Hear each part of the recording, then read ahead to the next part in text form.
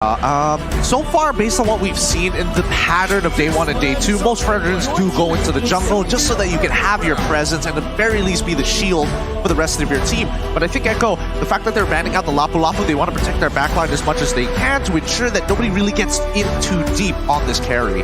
Yeah, because, you know, you've already got obstacles in front of you. But that also makes me wonder, is the Fredrin jungle, right? Or is it going to be thrown in the XP lane? Now, with that Lapu Lapu ban, maybe they want to come in with a different matchup, right, for Fredrin if they park him there. Because like you said, if he is in the jungle, sometimes you really have to play around that, right? Now, Fredrin takes a lot of damage, but it's also sometimes you have to put yourself in a not so favorable position to get those knockups, the taunts off. And how often really do you see that Prazer's Wrath pick up a kill? When it does happen, it's awesome, right? Yeah. But it's still something that's difficult to pull off in the right moment. That's actually a really good point here, because when we look at RRQ, the fact is that their composition generally wants to limit what Echo plays around, right? Oh, you're looking for an engagement? We're going to shut it down. Pick one of you off and then look for the all-in at the end of the day. The Lolita gets banned out, and finally, the Hayabusa coming in from Echo. Yeah, they're starting to limit any options for Albert here. What is he going to be picking up? But the crazy thing about Albert now is previously he was really known for those assassin types, but he's also evolved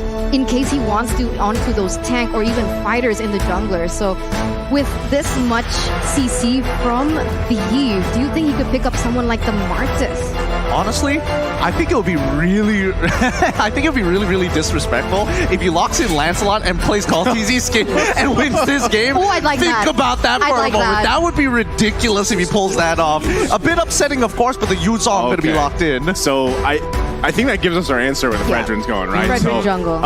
And I was going to say this similar concept here was that Carl TZ, known for the assassins, right? But at some point in the meta, like a lot of these junglers, they had to force themselves to learn these objective-based utility junglers, right? So again, I feel like jungle is still a very important role for all of these teams here in M4, but at the same time, what we're seeing is XP, roam, the mid lane especially, and then gold lane, the marksmen, or it's not always marksmen, but the gold lane, they shine much later on. The thing is, the trend so far is we don't see these super long games, right? I mean, there's been a couple 20-minute games, but again, how does it all play out? And look at that, RRQ is going to lock in an Akai as well as the Benedetta. I feel like this is like an RRQ classic, is it not, Eterna? Come on. I mean, they got the Benedetta, I mean, the Akai, of course. I mean, honestly, I would have loved to see a Lancelot. That would have been great, but Akai does the job so well at pushing back the aggression of Echo. I mean, it's Benedetta's on R7 on Benedetta, so that is a signature pick for him, in particular here in the Indonesian region. And now, what is Echo gonna, sum this up with? Because I really like that Yuzong pick initially, taking it away from RRQ to choose because they had a really strong backline in that Eve. And as a result, they are gonna be picking up a CC hero here in Kufra. That's really interesting. I was thinking maybe some way to combo with the Eve, some way to kind of disengage. I was thinking Atlas. I was thinking Atlas as well, maybe even a Lolita, but Kufra I think is an interesting blend of both, right? It's still spatial denial, but the playmaking capabilities could be the difference in this game. There you go. The two final lineups coming in from RRQ Hoshi as well as Echo Esports. Who is going to come out on top, as they have brought very distinct, different type of playstyle in the way that they drafted and their composition-wise. Yeah, and honestly, if they want to be playing for the later stages of the game, that's absolutely something that Echo can do. However, as we saw in our previous matchup of RRQ Akira up against the Valley, that Claude can make all the difference, including that Benedetta with a Petrify. So let's jump right into it. The Land of Dawn awaits us here, as one of these teams are going to be walking away feeling real good about themselves. Is it going to be from the Philippines or Indonesia? Take your votes and your guess coins out now. Let's go. Coming into this first game here between two of the giants of their particular regions, we see that Benny Cutie is actually going to start off with helping out Carl TZ in that buff, and therefore he is going to be able to rotate quite faster than Albert. Whoa. What's going on the top side here? We see the Kufra actually looking for it, and he hits it. Yeah, he's going to find Skylar here, but BMI's out. Should be fine. Vin now there to help him too. So, and this is the thing, right? Where do you park these roamers, JP and Vin, to get the most of value out of it, right? Because At the same time, XP lane, that Benedetta-Yuzhong matchup, that's going to be more so interesting how they develop into these objectives, right? Especially the first turtle and where that first kill can be. And it could be up here. And that's the focus, but it's Lemon, though. Sanji forcing the flicker out. He flickers in. Sanji with the first blood. I mean, you could see even from the beginning of the game that Sanji was really pressuring Lemon there in the mid side. Lemon is known to play really aggressively, and this time around, it actually put his team in a disadvantage. Yeah, this is great for Sanji as well. I mean, he's already got the mystery shop, so he's going to be accelerating even faster. Luckily, at the very least, Lemon only loses a bit, but now the catch comes through. Oh, that's going to be tough, but they do get the flicker out from Vin, so that's a nice pickup, right? Because he doesn't have the Divine Judgment just yet, but still, with that being down, this should make it a little bit easier to grab, or at least contest that first turtle. Right now, Albert already going into that bottom side, looking for the pressure because the turtle is going to spawn in under 5 seconds, and that's exactly where they want to be. They want to set up first, and even in the top lane, it seems like Skylar might be having a little bit of a hard time with the early game damage that Carry has. Yeah, I mean, it's all about, like, the timings, right? Level 2 is when Carry starts to get really, really good, but now they've already locked down Albert. Let's see how it goes. Okay, they're going to force this one. Turtle still going to be focused. One Retribution comes out, but it's focused by Carl TZ, able to secure it. And now they're still going to be focusing on the target as Albert falls here. So it's a turtle and a kill for Echo. 100% worth it for Echo there. I think RRQ Hoshi, they went a little bit too aggressive. They did set up first, but unfortunately, at least they couldn't have gotten a trade because Albert missed his Retribution. Yeah, but it's one of the... Hey, it happens. It happens. But for now, Echo is going to be in the lead, and they're going to take their time with this. This is going to be a very slow roll considering the composition overall. 1,000 gold, though. Relax. Guys, Relax. The table didn't do anything to you, Eterna. Gold. Don't abuse the table. The table didn't do it. I'm sorry. I'm getting very passionate about this game. But yes, Echo is leading with 1,000. You can already see that Benny QT has secured that corrosive scythe. So all these items are starting to come into play, and that might be bad for Skylar here in the top lane. Honestly, it's quite interesting that JP is hovering around the top side so much. I mean... that's the best case scenario for them. You really want to just park there. If you can find a pickoff, this is something that we were talking about previously in the backstages. Where does Kufra fit in now? It's high risk, high reward, and that's going to be the right target as they find Vin, forcing the flicker out. No one's going to go down just yet, though. Carl TZ now looking to back everybody out. There's probably not going to be anything committed just yet, but still, JP going to charge up. Do they go in on this top side? But for now, disengage. Yeah, they have to. 25 more seconds until the turtle comes back up. I mean, the proxy of the waves started by R7. They don't want that to go to waste, but he's not going to get caught here, right? No, definitely. He's R7. He's got a brand to keep. Hopefully. Hopefully. Still sweating here. 1,400 gold lead. 8 seconds left on the clock. But you can see Fredrin already. Seems like Echo, Fredrin, they all have that better space on, and they have the better setup for now. Either RRQ Hoshi, they're not going to contest this. They're going to look for something else. Or they have to find the proper setup here. Yeah, they're going to have to rely on Vin, but the Black Dragon form does come out to Sanford. Albert looking to try to get the turtle. He does. What a retribution as he's able to secure it. And now Sanford caught in the back line. Carl TZ, though, to help him out. It's R7 on the hunt here. Gets the Petrify off. Can he get the kill? He's bobbing, he's weaving. He's slashing. Still, though, it's Carl TZ that falls. And that's going to be actually, R7 survives it. Oh, wait, no. Okay, he does. He does. He gets away with 1 HP. Oh my goodness. I was about to throw up there. Literally about to throw up, and I could definitely see it in Eterna's face. If that Appraisal's Wrath went through... Yeah, it was close, man. Very different story. However, I will say that RRQ, their win conditions in a 4v4 comes down to whether or not Vin is able to find that pick. Oh, no. JP. Again, Skylar, will he be? He actually doesn't even need to use the BMI, but now Sanji up here too.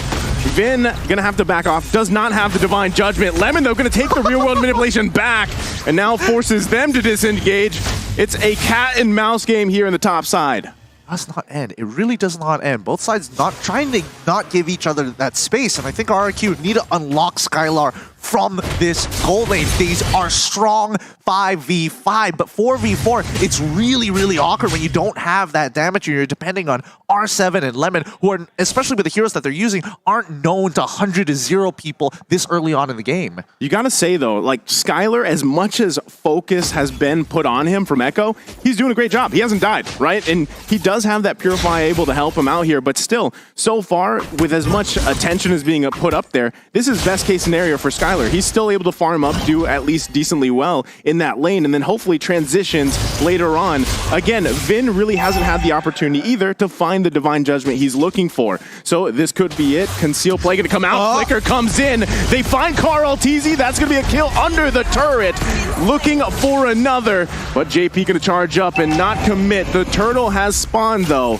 so now does RRQ look to take the turtle here with Carl TZ down. Doesn't seem like they want to. They have a man advantage though, so it should favor them in particular. But look at Benny Cutie. He is so focused on those objectives. He's gonna get a tower in the top side. But oh my god, Albert! They're gonna find Albert here. Quite a few combinations coming out. Albert gonna fall, but look at the damage from the Electo. Final blow! R7 gets Sanford. It's Skylar that grabs the kill. Benny Cutie on the backside. He's in misplaced. Benny Cutie though with a play before he goes down. He's one hit away. Wait. Benny Cutie survives. Oh, 2 for 2 for now, but that was beautifully done by Echo. Okay, they did have a lot of casualties, but they are going to be able to force and push RRQ off this next turtle and even perhaps take it for themselves. The pressure is on. Did Benny Cutie just first item Wind of Nature to survive that with 1 HP? We're gonna have to check the items in a little bit. There's just so much action happening across the map. It's hard to keep up with it this time. I mean, there you go.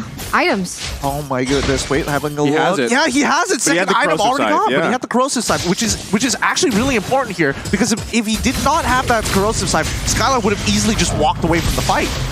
Man, that is such a clutch moment to have that too, and just the way that all played out. Again, Benny Cutie able to grab that early kill does set him up here, but Skylar still, right? He's managed to grab 2 himself, so those marksmen, those gold lanes are really going to pop off as we get into the further part of the mid to late game here. Oh, I will say that Skylar has a bit of an advantage with the golden staff, but until we see the man, the myth, the legend, Benny QT get one for himself, that's when he's really going to show his stuff here. Oh, Vin is just waiting to see if they can. Both real world middle ages come down, but look at the damage from Sanji. Able to grab a kill, Lemon falls. Carl TZ on the backside though, now on the hunt for Skylar. Pokes him a little bit, but not able to commit. The taunt's there. Vince could be in trouble here. JP, he's actually gonna survive, so doesn't have that follow-up they needed there. No. 2 of the members from RRQ Hoshi, they weren't focused on that. They were trying to get objectives in the top and the mid lane, but now RRQ Albert, he could be in trouble as Echo once again getting another tower in that bottom side. Again, the slow roll, this is what I was talking about. As soon as Echo was able to actually get that lead, they're going to slowly start bleeding RRQ out until they have no more resources left. And it's going to be highly dependent on Skylar to try and get to that game. But the later stages, yeah, look at this. R7, again, I'm not even worried. Look at the Classic just going at it. An absolute OG. Naturally, with his own mechanics, gets out of the situation. But yes, Echo is playing for late, and that's where we have to keep our eyes out for. But even then, Sanji's already popping off with that damage. I mean, he doesn't even have any damage items per se, right? He has the frozen, the Ice Queen wand, and he also has the Enchanted Talisman, so more cooldown, more to utility. But even then, the damage is already felt, and even Lemon was taken out before that. So very well played by Echo in terms of that team fight, as now both teams are going to start centering and focusing on the next objective, and that is going to be the First Lord. Well, I don't want to be that guy that said, you know, Lemon's taking all that damage and died, but that was kind of on him for the most part. Well, I mean, either way, both teams here in a good position for this First Lord. I think it's just going to be juggled around a little bit as both teams do the Lord dance, as we've seen many times before. But still, there's the golden staff pickup for Benny Cutie here. So if he can get in that range that he needs to be, this could be a very bad position for RRQ to fight in. I agree. But on the flip side here, we can see R7 already clearing that top side, putting a little bit of pressure, as here JP misses his ult. JP's going to miss that, but Albert Poked a little bit here. Black Dragon form gonna come. Who does secure the Lord? It's gonna be RRQ with the Retribution. But on the backside they go. Electro final blow. It's R7 that falls. Benny Cutie though, and Sanji. 2 down for RRQ. RRQ still on the chase to push him out. And now the eyes are set on the tier 1. It looks tough here. I mean, the fact is, Echo is playing as a 5-man unit. RRQ just one man, just a little bit late to the party, and even Skylar just struggling to find the opening to get into that middle, get into the middle of the fight. So they're just cutting their losses for now. Oh my god, the pressure coming in from Echo. Now they're focusing on the mid side. They're trying to clear the waves as fast as they can because they have a Lord to cover here on the bottom side. RRQ going to take away that red buff as well. This is looking quite chaotic for RRQ. Oh, Albert gonna get caught here in a bad position. He's gonna heavy spin, try to get out of there, pushing RRQ into the turret, able to grab a kill himself. Albert with a pickup. They lose that turret though. Does Echo press the situation here? JP gonna jump in, finding Albert. Rear world manipulation gonna come down from Lemon, forcing Echo back a little bit here. Black Dragon form committed. It's Albert, one hit away as he goes down from Benny Cutie. No Lemon way. falls too. JP into the deep of the base, but R7 with a massive play. Electo final blow committed as 3 fall for Echo. Oh my god. Oh, What was that sound, Gideon? what a I mean, there's just so many moments. Gideon sound. It's still sorry. It's just the ad libs at this point. But like Benny QT, when you see somebody get to that level of attack speed, you don't get to see people survive it that often. No. I mean, just look at this. Albert, he dies. You're expecting that. Lemon dashes one time forward, takes 12 auto attacks and dies instantly. And look at this, Vin also taking so much damage, but this is the masterpiece. R7 able to deal out so much damage there in the bot side, and even buy enough time for RRQ Hoshi to kind of recalibrate themselves into this next part. But we're going to take a little look into the items first. Looking at R7 right now, he's currently 3 items, and I think he's building into a Malefic Roar for his 4th. Looking at Skylar, he's in a good position with 3 items in and of itself, but if we're looking at supports, that's the big difference here, because with the supports, they're building as tanky as possible, but Immortality makes all the difference for a Kufra. Yeah, I mean, I gotta say, the question about Kufra, you know, where does he fit so far? Because he's kind of, in a way, that hero has fallen off a little bit. But so far, JP's doing an amazing job at really finding the setups that he needs to, utilizing the Kufra here. Especially, I mean, with Sanji setting up those perfect real-world manipulations so far, Lemon's doing it too. But the thing is, I haven't seen Vin just yet exactly find the mark he does. He has the 7 assists. He's finding targets. But if he can cancel out Sanji, that's going to be a huge play for RRQ. Okay, that's a good disengage. Nobody is going to, bite the bullet for now. And I think RRQ also understands, like, yeah, we're slightly behind, but it's not the end of the world. Sure, you want to have Lauren? Fine, we can defend against it. Their high ground should be enough for this. They don't have the real one manipulation, but a flicker comes out. The blazing duet from Skylar, but Vin could be in a bad position. R7 though, keep an eye on him, looking for an angle here. Electo final blow with the Petrify gonna come out. He gets canceled a little bit here. Sanford still up. R7 gonna fall to Sanji, and he's still going as Lemon gonna be the next target, able to survive, but they might chase him down. He's slowed with the flicker in from Sanji to clean up. My god, 3-4-0 trade. Echo gets the Lord. This couldn't be a worst game for RRQ Hoshi at this point. You saw that R7 was trying to do his best. The way that he does it, right? That's so signature R7. Which, whatever hero he chooses, whether it be the Benedetta, the Cho, he tries to looking for that flank, but unfortunately the follow-up damage from the other members are not there. And here we go, the siege from Echo. Gonna be a full force siege here from Echo here. One more turret to go up on the top side. They've got to handle this Lord. Echo setting their sights on the bottom side. RRQ already handling that wave. Can RRQ defend here and keep in this game? Echo now full force bottom side. Sanford comes in with the Black Dragon form. RRQ looking for any angle, but Echo calls the back signal. Value. just cash money all the way through. They've gotten a 7.7k lead for themselves. They don't need to go any further. No Lord empowered minions, no Lord in and no Lord as well. So they just back off. They don't need to do any more than this. They know that they're getting really close to the end game. Oh my god. Well, they're going to focus on R7. I don't think he was expecting that death bush either. Oh, that's so cheesy. It always works. It works every single time. Everybody forgets about the bottom and top rush, and this time R7 has to pay the price. Right now, when we're talking about this Kufra, there is, I mean, in previous metas, we have seen Kufra play into the Kaja because it doesn't allow Kaja to get away after the Divine Judgment. Oh man, Echo looking to end the game here as both real-world motivations come down across from each other. Lemon and Sanji, still no commitment yet on that crystal from Echo. Anybody else getting bombing run vibes just to be like, just to show dominance? It's like, yeah, I can mess with you too. I can tap faster. Man, 8,000 gold lead for Echo up until this point, and the damage dealt is mostly coming in from Sanji. So that's why I love the Give in this current meta. I love it because you don't have to build too much damage. You can build for utility. You can build something like the Brute Force Breastplate, but still have as much damage as all the other members.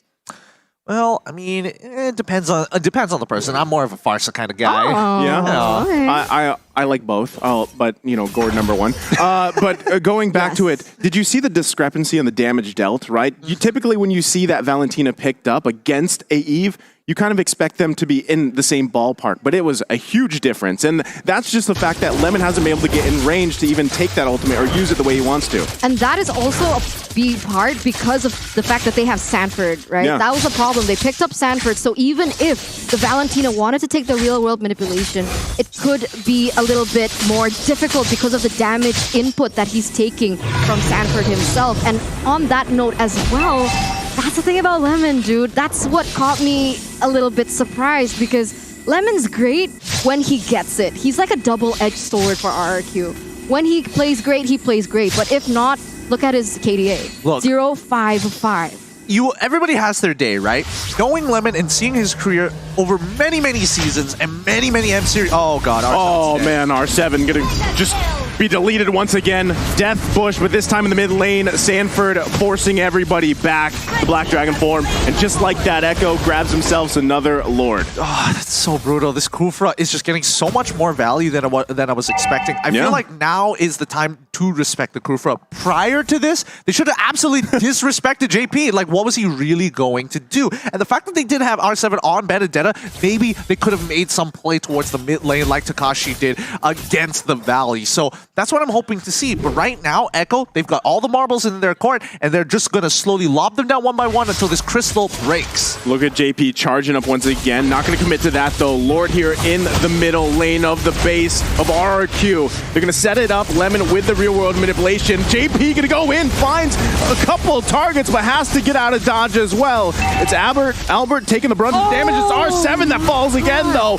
Echo still pressing the situation here, looking to end the game as Vin falls and they find another. Benny Cutie free firing in the backside, and now it's going to be the crystal worked on. Echo takes the game against RRQ. Clean from Echo from the Philippines. That was so beautiful to watch at the end. The damage coming in from that carry was just so terrifying. It was disgusting at that point. It is. You can literally see the light wheels just overlapping each other because there's so many auto attacks. Sometimes there's two in one. You never really know. But don't worry, RRQ fans. One loss doesn't mean the end of the world. Nobody gets knocked out. Don't worry, Eterna. No one's getting knocked out. If you heard the fist bump on the table, that was Eterna.